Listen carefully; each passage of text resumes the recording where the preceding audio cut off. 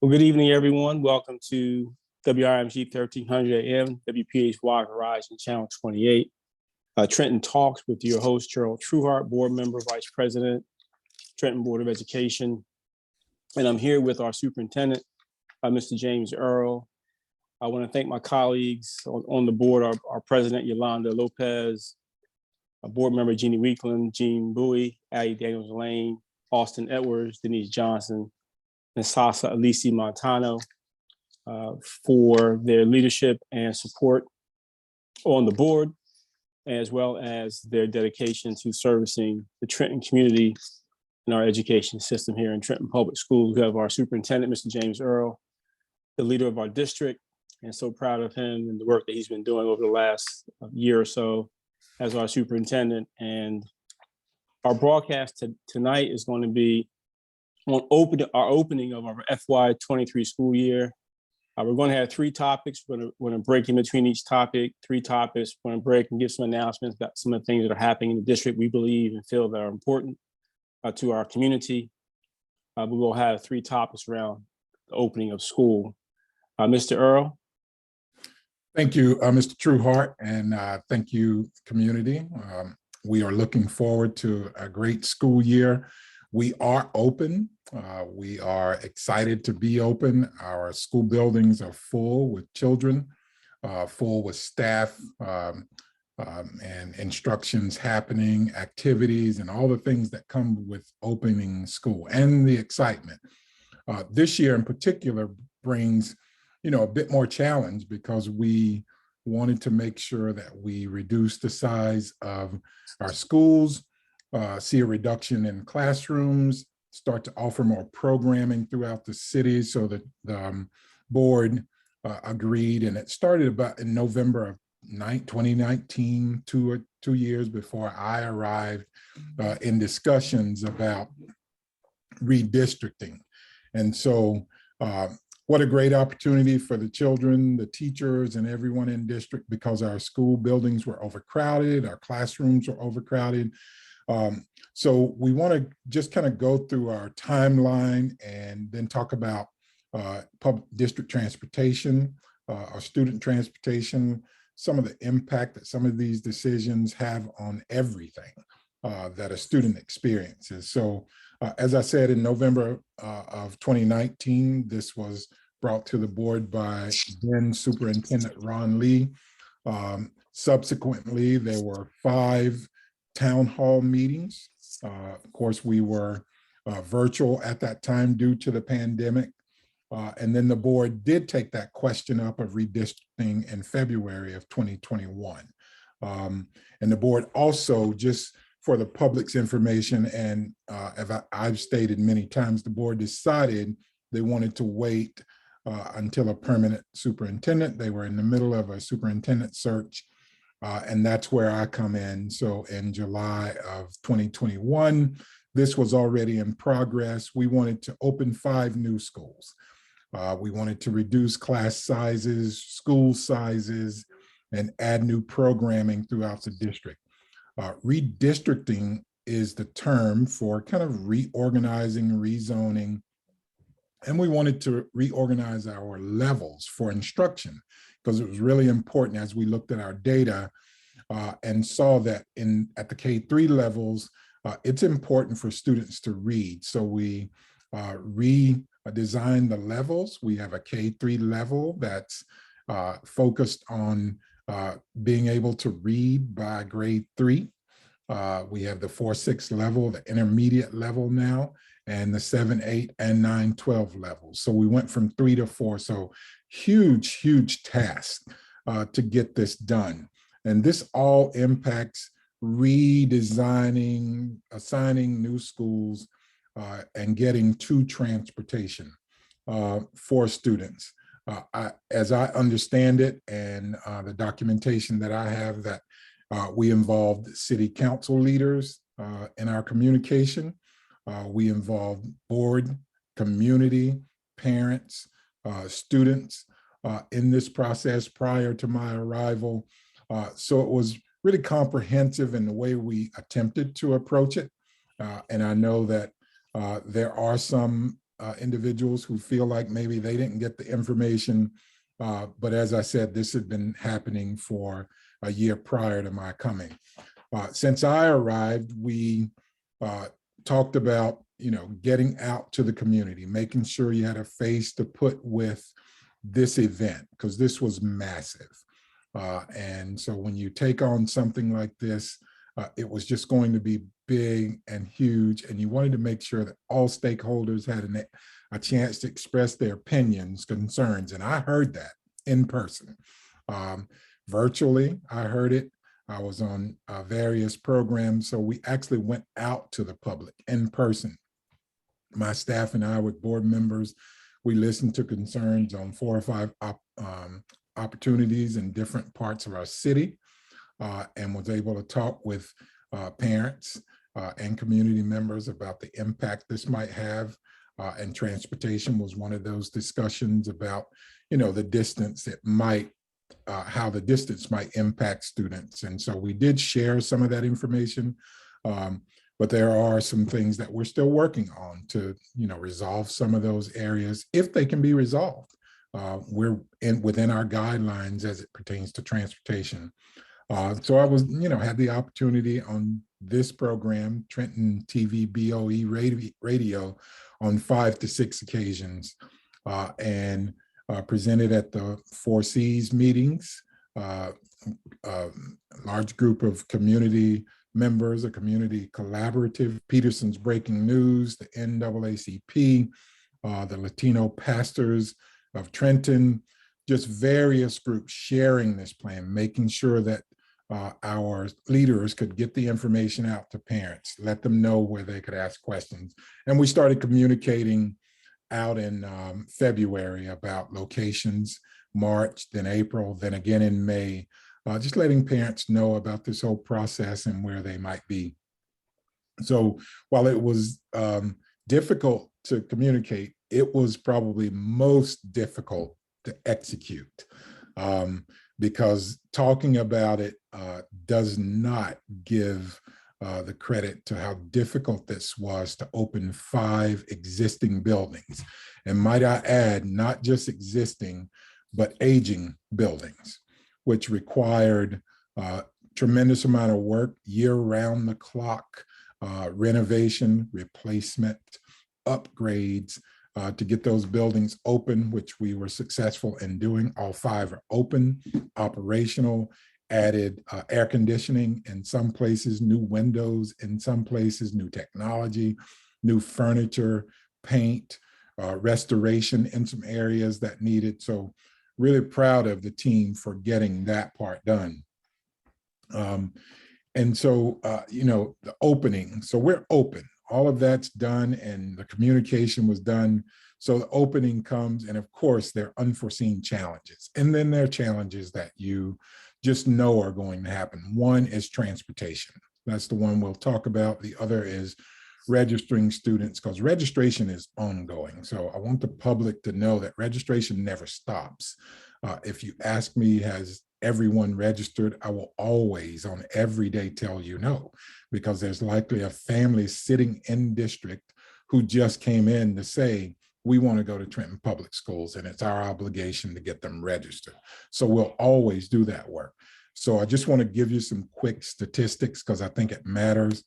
8,000, nearly 8,000 students, that's over half of the students in our district were redesigned or redistricted or relocated or given new schools or new grade levels to attend.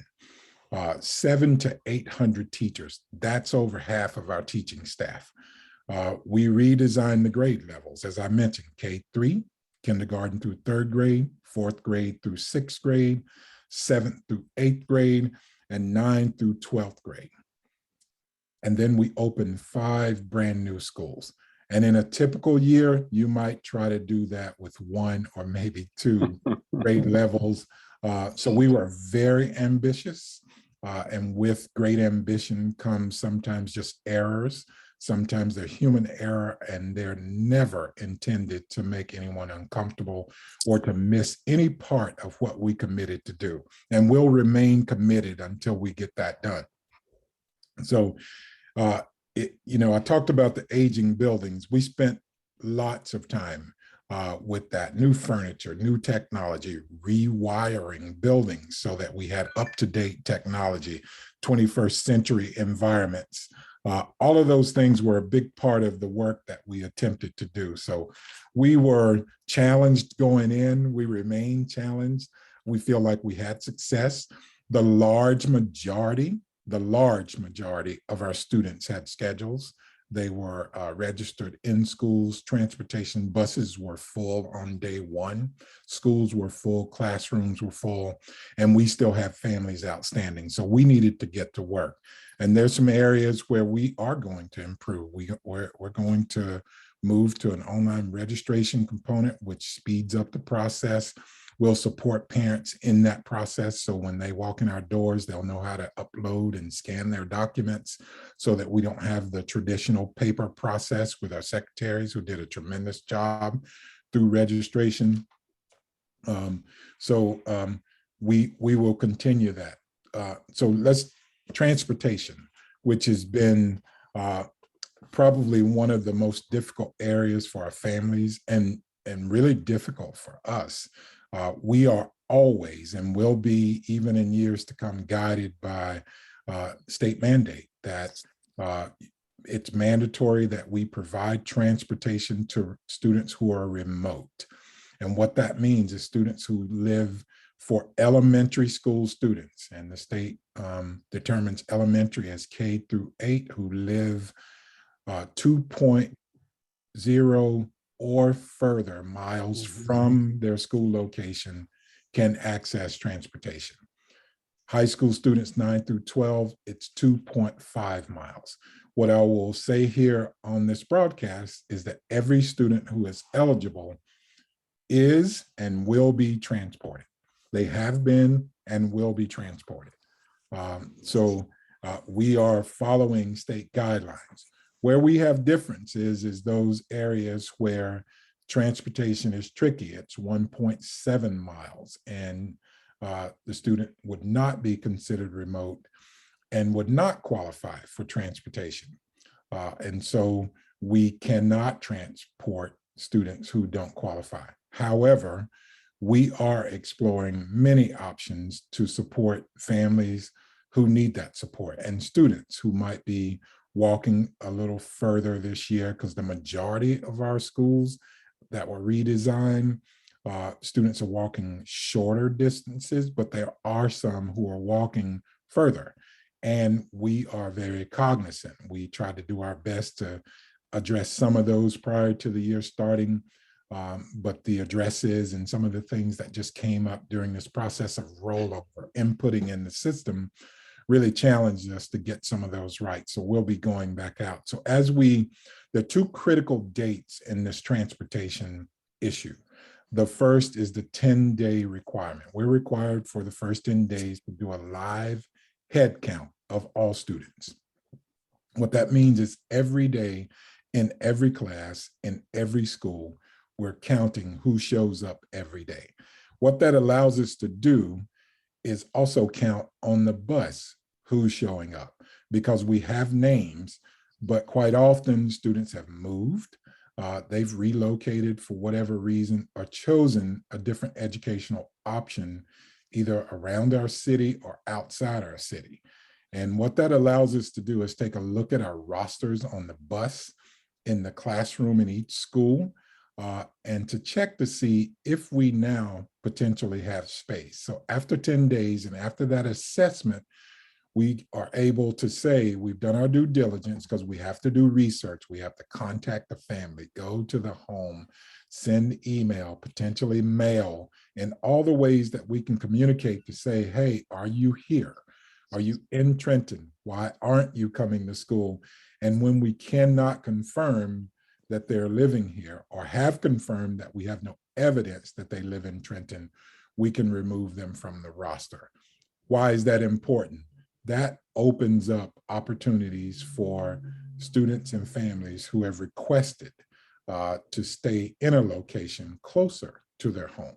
So as we're looking at some of these distances that are further that are really comfortable for families, we'll be able to accommodate some. It also opens up the opportunity for the district, because we're still not required to support students who are not remote, but it gives us an opportunity to look at a distance and recommend to a family, if they can get to a bus stop that's a much shorter distance and a bus is coming to their school, they can get on it because we actually have space.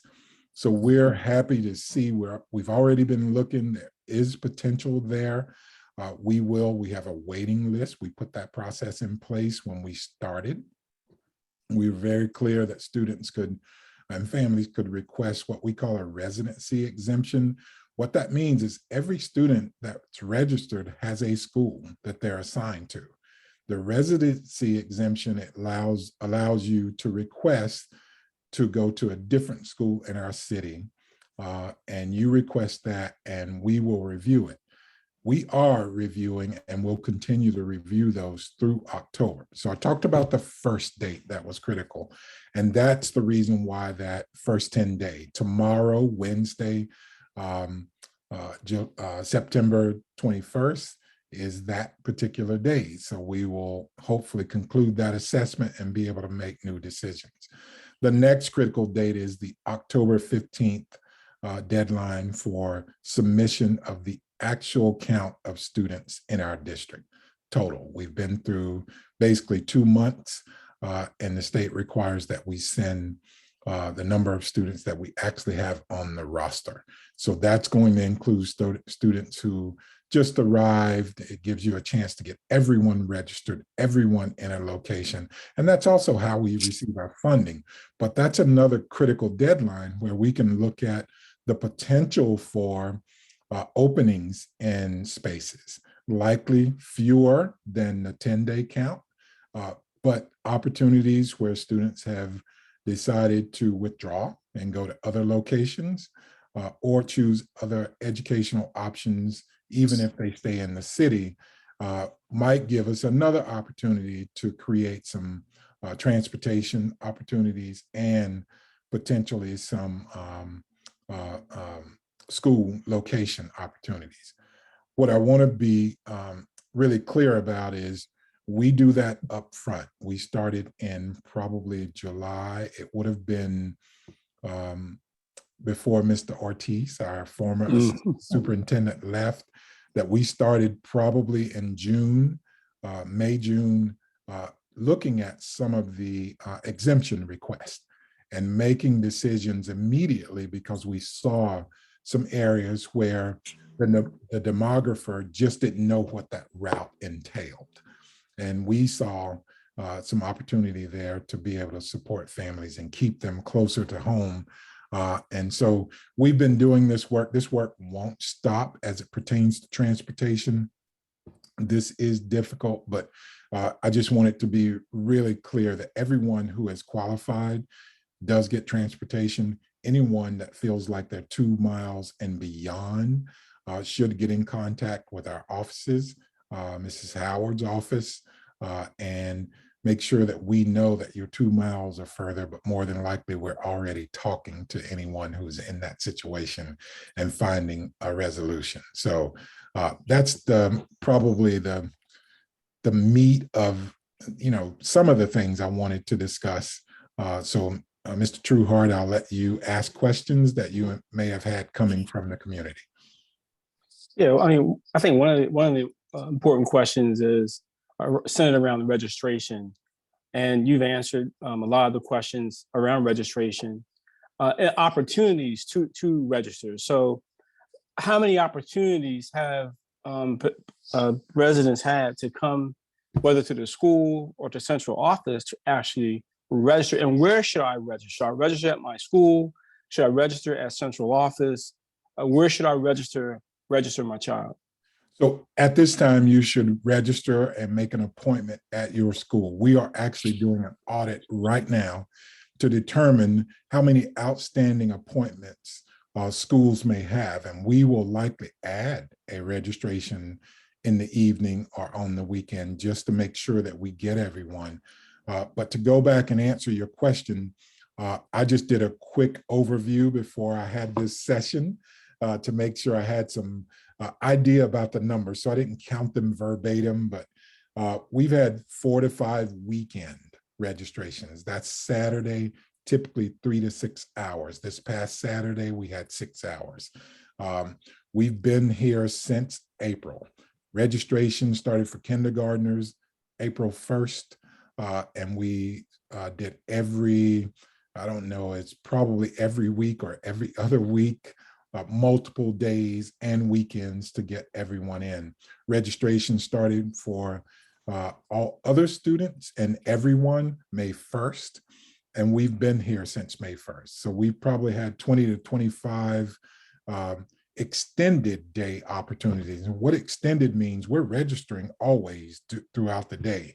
Extended means no different than last week. We had 3 extended days: Tuesday from 4:30 to 7:30, Wednesday from 4:30 to 7:30, and Thursday from 4:30 to 7:30.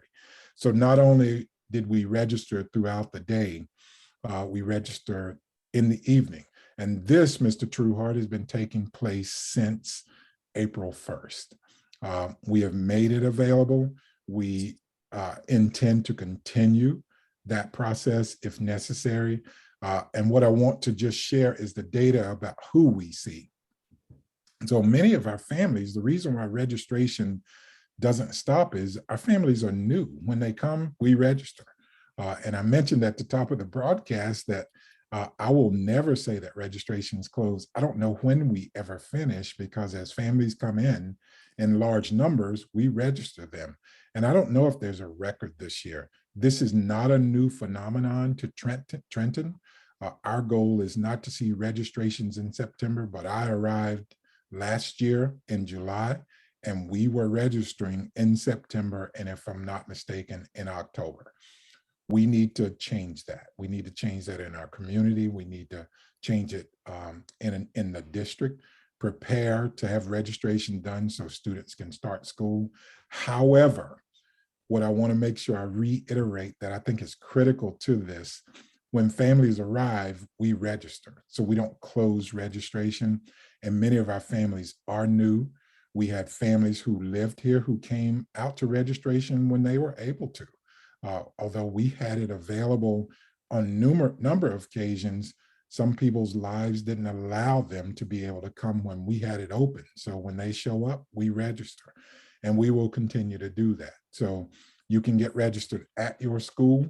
As I said, we're doing an audit. If we need a weekend or more extended day registrations, we will add those. That's something the team is checking on as I speak, and I will have that information tomorrow. But schedule an appointment at your school. And we're checking with schools to see if they need support to get all students registered. You know, and with the redistricting and with the increase, I'm not sure necessarily if it was an increase in registrations and enrollments. I know we saw an uptick with those areas where we had some overcrowding in terms of additional registered students as they came in. We had to close a couple of schools, not close the schools, but close registration of students to those schools because they were becoming overcrowded, and then going on to overflow schools, even with the fact that we opened Stokes, we opened Holland, we opened Jefferson, we opened Cadwalader, and we opened Robeson. Yep. Right? So we've opened 5 schools, and we still have an influx of folks registering. Yeah. I'm not sure if that's I guess that could be a good phenomenon or a not so good phenomenon in terms of overcrowding.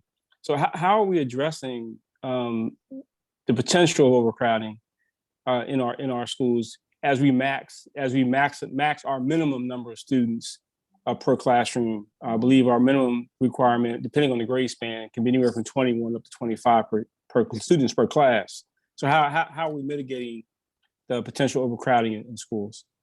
Well, I can't overstate one of the goals that was outlined by the board and that was communicated in every opportunity I could, and from what I see was also communicated many times before, is that not only were we reducing school size, class size, and those things, we were preparing for growth. And if you understand the city, for those of us who live here, and for me, I don't live here, but coming into this job, many of our students live in one part of the city. We have a larger population, which is in those areas where we had to close immediately. Those schools were full because that's where the heaviest population. This was done because of that, because we saw overcrowding in those areas. So the goal was to move families and students out some and look on the west side of Trenton at schools that had been closed for years, which was accomplished. So what we're doing now is trying to get individuals to the closest school, but schools filled up fast. As I said, there were days where we were registering 100, 150, and 200 people. Almost every time we went out, we were turning people away. We couldn't register fast enough. And if you ask me whether it's a good thing or not so good thing, I think it's a great thing. That means that people are entrusting us to educate their kids. It also means I think the not so good part of it is I don't know that Trenton, and that's including me, was ready for that dynamic of registration flow happening while we're redistricting. There was a sense, I believe, that the first number we communicated was the final number. And what I do is I sit here today on September 20th to say, we still don't know the final number because we're still registering.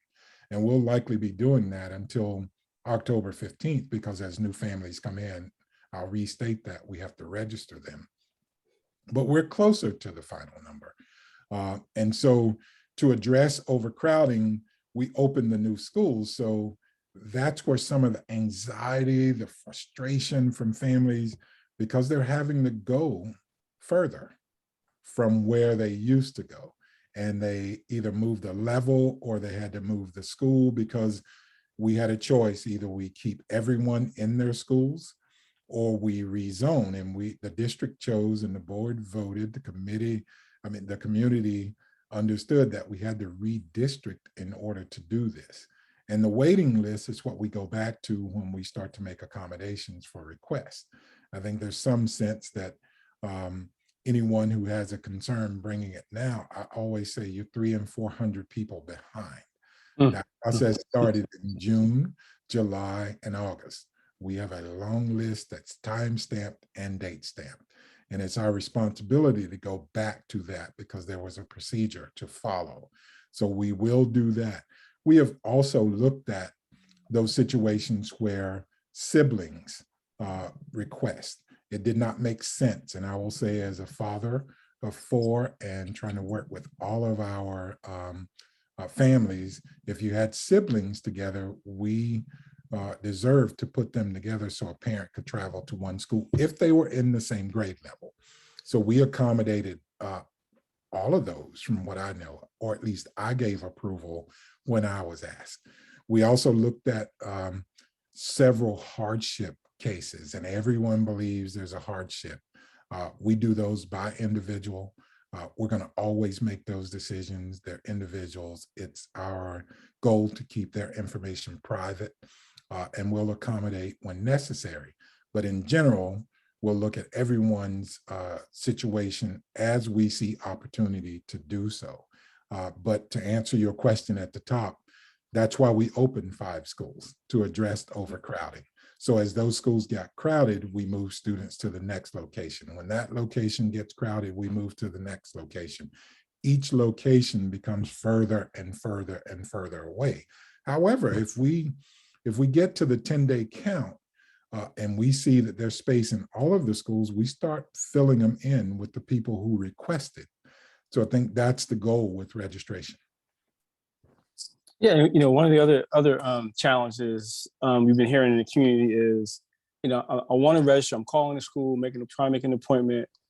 I can't get through on the phone line, and that's evident because so many people calling in, a bunch of folks calling in. I get that, but the question is, how as a district addressing the bottleneck of phone calls or the volume of phone calls that are coming into the district to various schools, and being able to field those calls and address those questions and concerns that other parents may have, whether it be registration, whether it be transportation, whether it be food, whatever the concern might be. How are we addressing bottleneck phone calls that we're getting across the district? Well, typically when you get huge bottleneck, the calls come to my office and quite often to central office, which is a good place to come. And where we can, we try to fill in the blanks. I know many members in the building where I am at central office will take those calls and try to address those concerns with parents. We always call the school. We ask why we're missing calls. We want a different response time. Sometimes it's been, particularly at the beginning of the year, it's been extremely overwhelming when you have 80 phone calls, school starting, parents standing in front of you, and all of the above. So the goal is to get back to people. So we need to improve our response time. As I said, there are unforeseen things.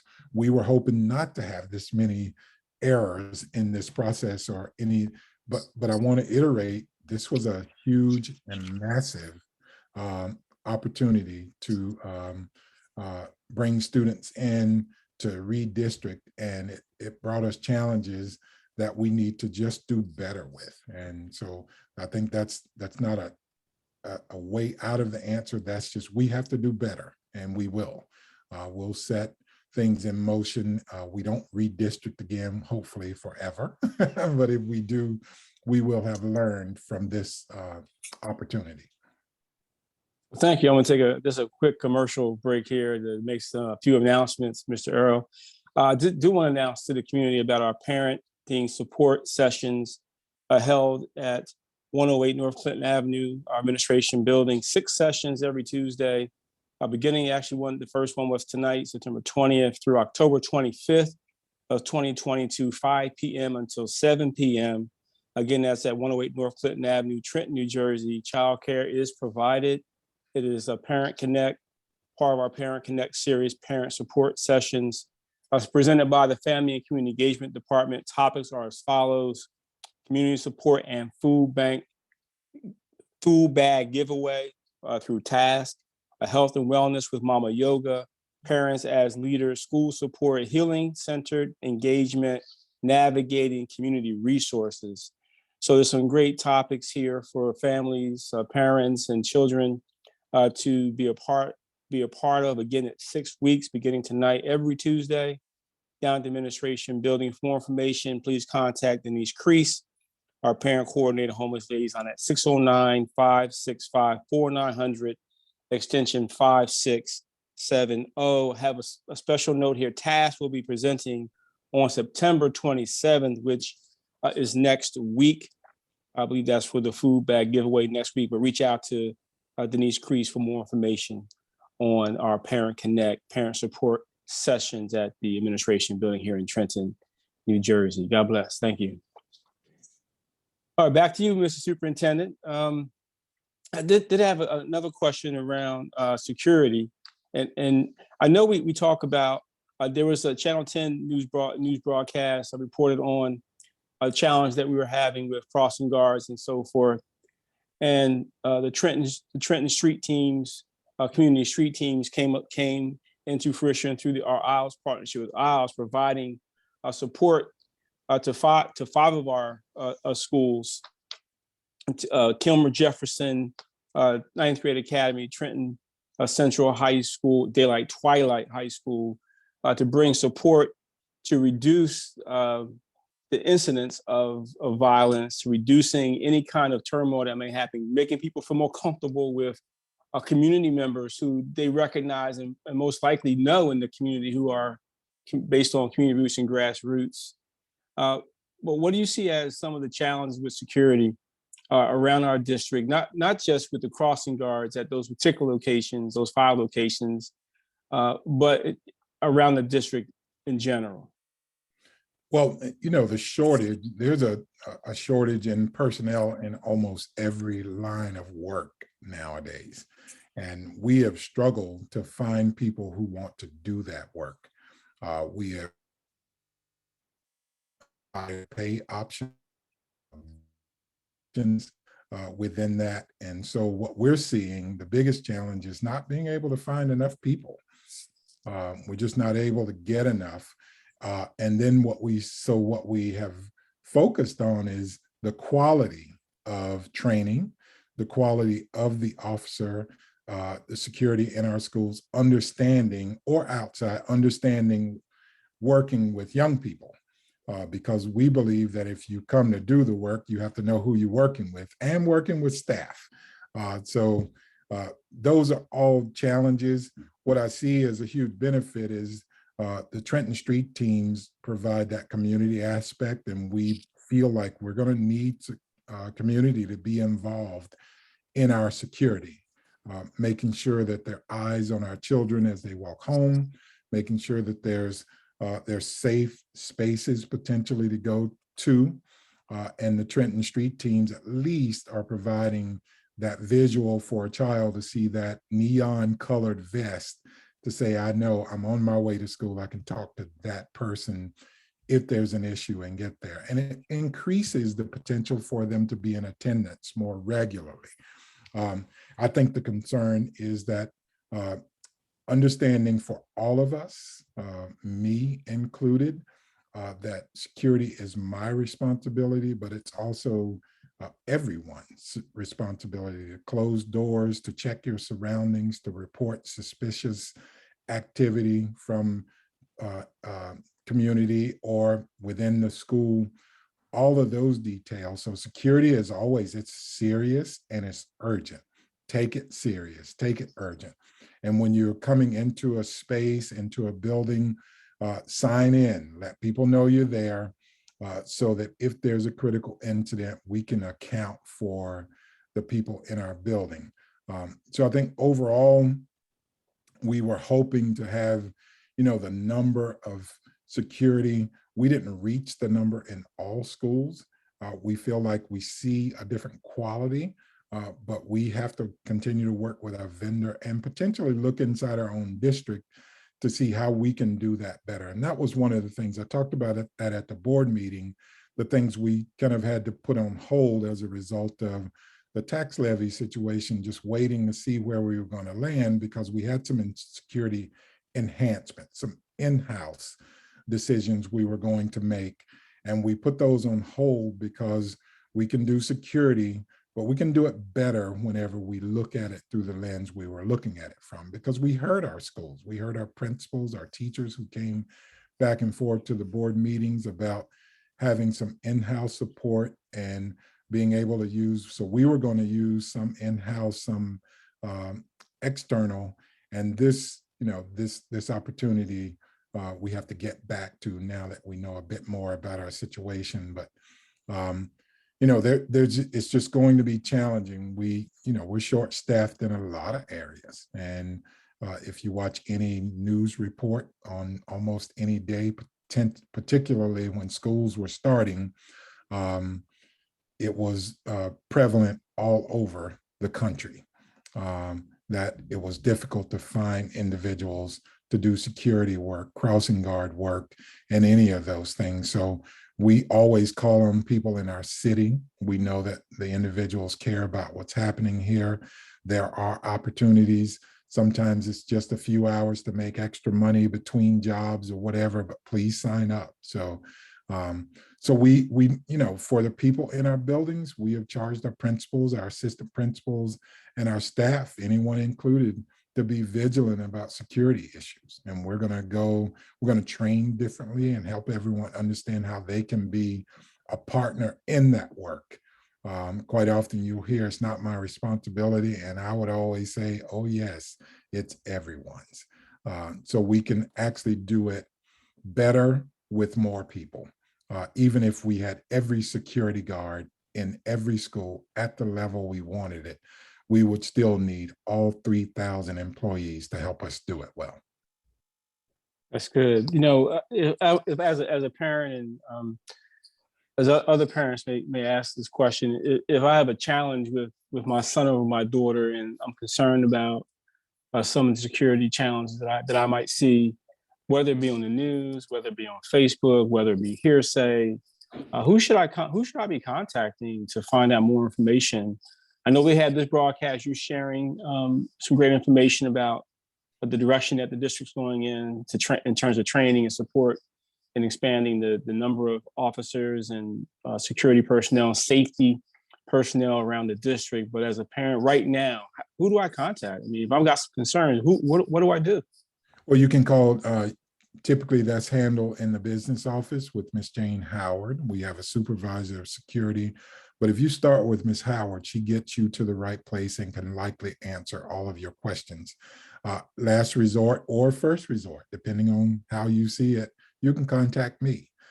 We want to hear about security concerns to see if we can do better and how we might be able to help. And we're going to be honest, if we just can't find people like crossing guards. I saw a news report recently in another city that's dealing with the same thing we are and security concerns. So call any of us and we'll share what we know. And what we found though, after that report is that we had a good number, double digits of people who actually went and applied for crossing guard opportunities. So if you're interested in being a security officer working in schools, reach out to Ms. Howard, send an email, and we'll get you connected with our vendor and certainly talk with you about your credentials and what you might need.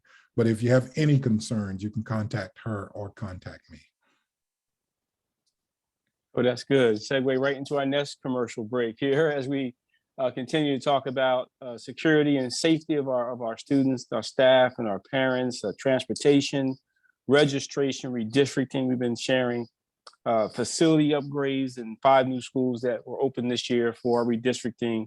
8,000 students moved in various locations around redistricting. 800 teachers moved, but did want to share some information in terms of a commercial break around our back to school nights. We had on September 15th a back to school night at Early Childhood Center for early childhood, 5:30 to 7. I pray that parents attended that particular back to school night. September 19th, which was yesterday, was our K3 back to school night, 5:30 to 7.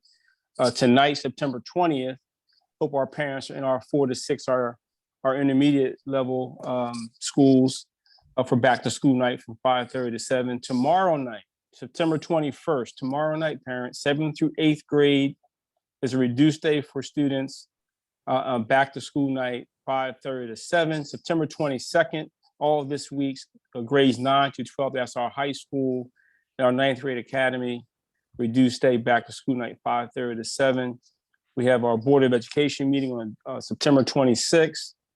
And we have also coming up our PSAT and SATs, October the 12th. Another board meeting, October 17th, and so forth and so on. So I want to encourage each and every one of you, all the parents and those listening on the call, to go to our website. We do have this information on our website. There's transportation, frequently asked questions. There's registration, frequently asked questions, opening of school day, frequently asked questions. There's a checklist. There's our quarterly newsletter that just recently came out with a host of information that's very valuable and very formative for not just our parents and students, but also for our community. So I did want to share that information as a commercial break for our segment and broadcast this evening, sponsored by WIMG 1300 AM and WPHY Verizon Channel 28. So we talked about a little bit about facility upgrades, Mr. Earle, in our 5 schools and also other schools around the district. And just want to know how that's been going. Are you satisfied with the upgrades that we've made? I know we talked about air conditioning in various schools and our aging buildings, and we maintain those buildings. But have we received any complaints or any challenges to parents around facilities or facility upgrades? Yeah. Oh, yes. okay. Yeah. I think the buildings, they did a tremendous job getting them ready. And we see vast improvements with new windows, air conditioning, floor restorations. But again, they're aging buildings. So You deal with aging buildings by just staying on top of them. So I was really pleased with where we started, but we still have some work to do. So far, teachers and staff have gone into our spaces and they're making it work. So, and the team is trying to make sure, even after the start of school, that we address any concerns. All right. Did I see a note from you just come you across did. the screen? Yeah, you did. I didn't want to Okay. stop off. Okay. We're going to thank Mr. Superintendent, Mr. James Earle, for his time this evening, for giving us an update on the start of school. We thank him so much for joining us on our TV radio broadcast, Trenton Board of Ed, on WIMG 1300 AM and WPHY Verizon Channel 8 with Trenton Talks. I'm your host, Gerald Trueheart. Tune in next week. We'll have more information for you to share with our superintendent and other members of his team as we continue to move forward with a successful start of the school year in 22-23. God bless you. Have an awesome evening. Good night. Thank you.